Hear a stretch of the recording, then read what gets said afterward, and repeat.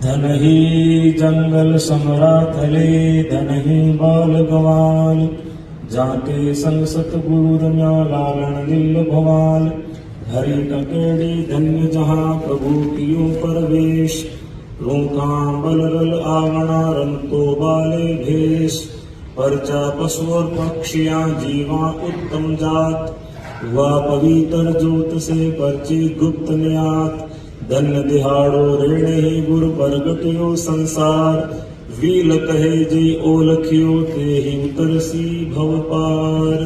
बोलो गुरु जम्बेश्वर भगवान की। आज के इस बहुत ही महत्वपूर्ण कार्यक्रम में हमारे बीच में मंच को शोभायमान कर रहे परम पूज्य परम श्रद्धेय डॉक्टर गोवर्धन राम आचार्य जी और आज के हमारे कार्यक्रम के मुख्य अतिथि भाई साहब निमाराम जी, जिनके बहुत गहन गंभीर विचारों को हम सभी ने सुना और आज इस कार्यक्रम की अध्यक्षता कर रहे राजस्थान सरकार के मंत्री अविनाश गहलोत जी और इन्हीं के साथ में विराजे हुए हमारे अतिथि के रूप में राजस्थान सरकार के कैबिनेट मंत्री श्री मदन दिलावर जी और जिनको हमने पहले पर्यावरण के विषय में बहुत गंभीरता से सुना, ऐसे आज के हमारे मुख्य वक्ता और पर्यावरण गतिविधि के प्रमुख हमारे श्री गोपाल आर्य जी, घनश्याम ओझा जी और मंच पर विराजे हुए सभी अतिथि वक्ताओं का मेहमानों का परिचय पूर्व में हो चुका है, इसलिए मैं प्रश्न नहीं करते हुए सभी सम्मानित अतिथिगण और सामने विराजे हुए अति सम्मानित श्रोतागण, चूंकि आप अति सम्मानित है। पहले भाई साहब बता रहे थे कि जब वक्ता ज्यादा हो और श्रोता वही हो तो श्रोताओं की हिम्मत, श्रोताओं की श्रद्धा और श्रोताओं की क्षमता जो है वो स्तुत्य होती है। इसलिए मैं चाहूंगा कि आप एक बार अपने लिए जोरदार तालियां बजाएं, क्योंकि आप लोगों ने बहुत ही अनुशासन का परिचय देते हुए इस कार्यक्रम को सुना है। मैं केवल 3 बात कहकर के अपनी वाणी को विराम दूंगा और केवल 3 मिनट में कहने का प्रयास करूंगा। आज पर्यावरण जो बिगड़ता जा रहा है, इसके संबंध में पूरे विश्व भर में अनेक प्रकार के पर्यावरण चिंतन शिविर होते हैं और जब से मेरे को इस कार्यक्रम के बारे में जानकारी मिली तो मैं कुछ सोच रहा था कि गुरु जाम्बो जी की वाणी में कुछ नया क्या है जो आज के युग में नया है लेकिन गुरु जाम्बो जी की वाणी में पुरातन है। तो मेरे को एक नया शब्द मेरे सामने आया, वो था कार्बन फुटप्रिंट। आप लोगों ने शायद सुना होगा, जो पर्यावरण के बारे में जानकारी रखते हैं वो तो जानते हैं और दूसरे लोगों के लिए नया हो सकता है। और ये बहुत चर्चा का विषय बना हुआ है कि जब भी हम किसी क्षेत्र के बारे में जानते हैं तो वहां का कार्बन फुटप्रिंट चेक करते हैं कि यहाँ जैसे कि हॉल बना है या हम कार्यक्रम कर रहे हैं, इस कार्यक्रम के बाद में इसका जब एनालिसिस होगा तब वो कार्बन फुटप्रिंट से देखा जाएगा कि हम लोगों ने किया क्या और पाया क्या। ये 2004 के बाद में पूरे विश्व भर के लिए एक स्टैंडर्ड मानक बना हुआ है, जो हम 2 गैसें जो ग्रीन हाउस गैसों के लिए उत्तरदायी है, उनमें कार्बन डाइऑक्साइड और दूसरा मीथेन, इनको कितनी मात्रा में उत्सर्जित किया गया है इसको मापने के लिए पैमाना बनाया गया है, उसे कार्बन फुटप्रिंट कहते हैं। लेकिन मैं इस कार्बन फुटप्रिंट की बात नहीं करके मैं गुरु जाम्बो जी ने जो कार्बन फुटप्रिंट दिए हैं, जो गुरु जाम्बो जी के फुटप्रिंट है, उनके पद चिन्ह है, उनकी यदि बात करेंगे तो गुरु जाम्बो जी के पद चिन्ह केवल 2 स्थानों पर मिलते हैं। एक तो मिलता है रोटू गांव में और दूसरा मिलता है लोहावट में। और संयोग से हमारे निमाराम जी भाई साहब की जन्मभूमि भी लोहावटी है, तो मैं कहीं कहूंगा रिलेट करूंगा, बहुत सारी चीजें एक जैसी है। रोटू गांव में गुरु जाम्बो जी अपनी मुंह बोली बहन उमा बाई को मायरा भरने के लिए गए थे, ऐसी हमारी साहित्य में कथा है। और ये कथा आज से यदि सन की बात कहें तो 22 मार्च 1515 की है और संवत की बात करें तो ये है आखा तीन और संवत 1572, यानी आज से लगभग 509 साल पहले की घटना।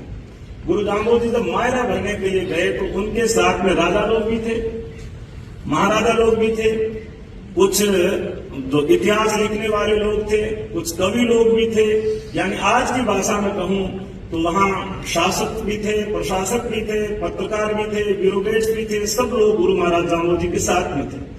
और उनके साथ में पूरा लाव लश्कर जब रोहतू गांव में पहुंचा, तब उन्होंने पहले जमीन पे कदम रखा तो वहां पे ऐसी कथा है कि वो चिन्ह जो है अंकित हो गया पत्थर के ऊपर, और उस पत्थर के ऊपर जो अंकित गुरु महाराज का फुटप्रिंट है, अंग्रेजी में फुटप्रिंट कह सकते हैं, हिंदी में हम पदचिन्ह मान सकते हैं।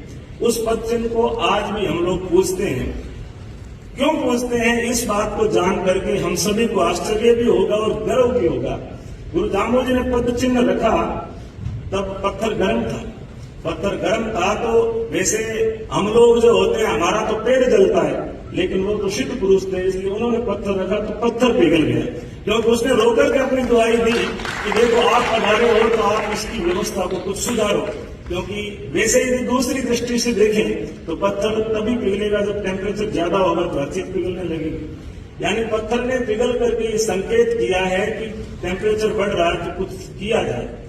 इतनी देर में राजा महाराजा लोग आ गए, अधिकारी लोग आ गए, जिनकी ड्यूटी थी, प्रोटोकॉल था। उन्होंने कहा कि गुरुजी यहाँ आप वैली में इतने लोगों का प्रबंध नहीं है, लोगों को रुकने के लिए तंबू तो लगाए जा सकते हैं, लेकिन हाथी है, घोड़े हैं, हमारे जो रथ हैं, बगियां हैं, उनको कहाँ खड़ा करेंगे? आखा तीज तो वैशाख के महीने में होती है, बहुत ज्यादा धूप होती है, और धूप में हम इन साधनों को कहाँ खड़ा करेंगे? तब गुरु जामोद जी ने रात में ऐसा प्लान बनाया। मैं आज की भाषा में बात कर रहा हूं, कथा में जो है दूसरी, क्योंकि जैसे आपने बताया कि युगानुकूल व्याख्या होनी चाहिए, सिद्धांत वही है, केवल दृष्टांत नहीं हो सकते। गुरु महाराज जामोद जी ने जो बातें कही है उनको नए युग में हमें रखने की जरूरत है, तो नए भाषा में समझेंगे तो ज्यादा सहजता से समझ में आएगी। उन्होंने कहा कि हमारी गाड़ियां कहाँ खड़ी होगी, इतनी धूप है, गाड़ी में जाके बैठेगा कौन? तब गुरु जामोद जी ने उस समय उनके साथ में लोगों की संख्या क्या थी ये तो ज्ञात नहीं है, अनुसंधान का विषय है, लेकिन उनके अनुपात में वहां का कार्बन फुटप्रिंट की जो बात हम करते हैं, उन्होंने जब पदचिन्ह रखा है तो वो फुटप्रिंट ही था एक प्रकार का। उन्होंने रातों रात तैयारी की और तैयारी करके 3700 खेरली के पेड़ रोहतू गांव और आज भी मौजूद है। अब तो हमारे पास में ऐसी व्यवस्थाएं हो गई, उनकी जांच की जा सकती है कि कौन सा पेड़ कितने वर्ष पुराना है। और गुरु जामोद ने रात में इतने बड़े पेड़ लगाए हैं। एक दिन एक भाई मुझे कह रहा था कि गुरु जी ये बात तो जच नहीं रही। मैंने कहा क्यों? बोले रात में पेड़ इतने बड़े कैसे हो सकते हैं? मैंने कहा वो तो परमात्मा जाने और गुरु जामोद जी की क्या व्यवस्था थी। एक रात में हुआ कि 2 रात में हुआ कि 2 महीने में हुआ है, लेकिन पेड़ लगे इस बात में कोई गारंटी नहीं। और दूसरा बात, यदि रात में एक लौकी की बेल के ऊपर लंबी लंबी लौकियां एक रात में लग सकती है, तो एक रात में गुरु जामोद जी मानने की बात है, बीच में रखी हुई लौकियां बढ़ जाती है।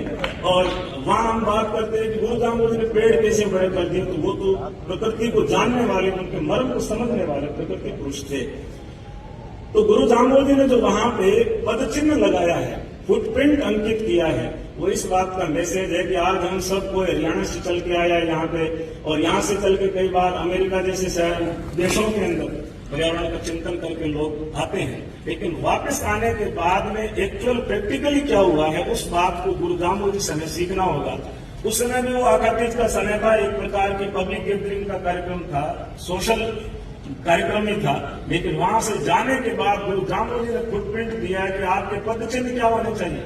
लोग हिमालय में जाते हैं, अपने रिवर फ्रंट में जाते हैं, समुद्रों के बीच में जाते हैं, वहां जाके कोई प्लास्टिक फेंक के आता है, कोई थैलियां फेंक के आता है। अपने पदचिन्ह आप छोड़ के आ रहे हो, आने वाली पीढ़ियां जब रिसर्च करेगी वो देखेगी कि हमारे दादा परदादा यहाँ घूमने आए, फेंक के गए थे। लेकिन आपको पदचिन्ह क्या छोड़ के आना? गुरु जामोद जी संकेत करते हैं कि यदि सदियों तक उस पदचिन्हों को पत्थर की लकीर की तरह रखना तो आपको पेड़ लगाने चाहिए, तब आप गुरु जाओगे। और गुरु जामोद जी ने पत्थर पे अपना पदचिन्ह फुटप्रिंट अंकित किया है, उसको पत्थर की लकीर मान करके वैष्णव समाज पिछले 510 वर्षों जो गुरु महाराज जामोद ने स्थापित किया है, तब से आज तक वहां माना जा रहा है। और वहां की एक विशेष और बात है कि वहां पे कोई भी चिड़िया खेत के अंदर जो सीधा चूगा नहीं चुगती, जो जमीन पे गिर गया उस चूहे को उठा के सिक्के के ऊपर लगे हुए दाने को नहीं उठाते हैं। लोगों ने कंप्लेंट की थी कि महाराज यहाँ इतने पक्षी रहने के साथ लोग कह देते हैं कि घर में एक पेड़ होगा तो कबूतर रहेगा, चिड़िया रहेगी, फिर पीट करेगी, फिर हम कहाँ जाएंगे। तो लोगों ने उस समय कहा कि महाराज पेड़ लगेंगे तो फिर उनके ऊपर जो है चिड़िया बैठेगी तो हमारा अनाज नहीं होगा। तो गुरु दामोदर जी ने उस समय जो भी मंत्र दिया होगा वो तो सिद्ध पुरुष थे और परमात्मा के अवतार थे। उन्होंने अपनी भाषा में उन चिड़ियों को संकल्प दिलाया कि जब तक ये लोग तुम्हें हाथ से दाना डाले तब तक तुम्हें चोंच से इनके खेतों में से चुगना नहीं। और आज भी वहां की चिड़िया चुगती नहीं। तो वहां के फुटप्रिंट की बात करें तो वहां हम इसलिए पूज रहे हैं, हमारे यहाँ पद चिन्हों को पूजने की परंपरा नहीं है कि गुरु जी के पद चिन्ह गिर गए तो वहां पूजना शुरू कर दें। लेकिन उन्होंने जो पद चिन्ह बनाए हैं ये प्रैक्टिकली मैसेज जब उनके हम चलने का प्रयास कर रहे हैं। तो पहला पद चिन्ह वहां पे है और दूसरा उसकी कथा बहुत संक्षेप में बता देता हूँ। तात्कालिक जोधपुर के नरेश थे राव मालदेव, वो राव मालदेव लोहाउट गए थे और वहां उनके बीच में संवाद हुआ 3 शब्दों को लेकर के, शब्द संख्या शब्दवाणी में 93, 94 और 105। उनको यदि आप गंभीरता से अध्ययन करेंगे, जो लोग थोड़े बहुत भौतिक फिजिक्स का जानकारी रखते हैं या जो एंथ्रोपोलॉजी के बारे में थोड़ी रुचि रखते हैं या अपने जो इवोल्यूशन हुआ है इसके बारे में जो लोग विश्वास रखते हैं उनको ये 3 शब्द पढ़ने चाहिए। 3 शब्द पढ़ोगे तो आपको पता चलेगा कि गुरु दामोदर जी ने सूत्रात्मक रूप से राव मालदेव को वो सारी बातें बता दी। और जब राव मालदेव ने कहा कि गुरु जी अब आपने बातें तो बताई, अब हमें आगे करना क्या चाहिए, तब गुरु दामोदर जी ने वहां पत्थर पर चरण चिन्ह अंकित करके कहा कि दो जब छोड़ विष जे चाहो तो कैया करो हमारा, इंद्रपुरी बैकुंठे वासो पाओ मोक्ष द्वारा। यदि दोजक को छोड़ के तुम विष चाहते हो तो मेरा कहना मानो, इसी में तुम्हारी भलाई है।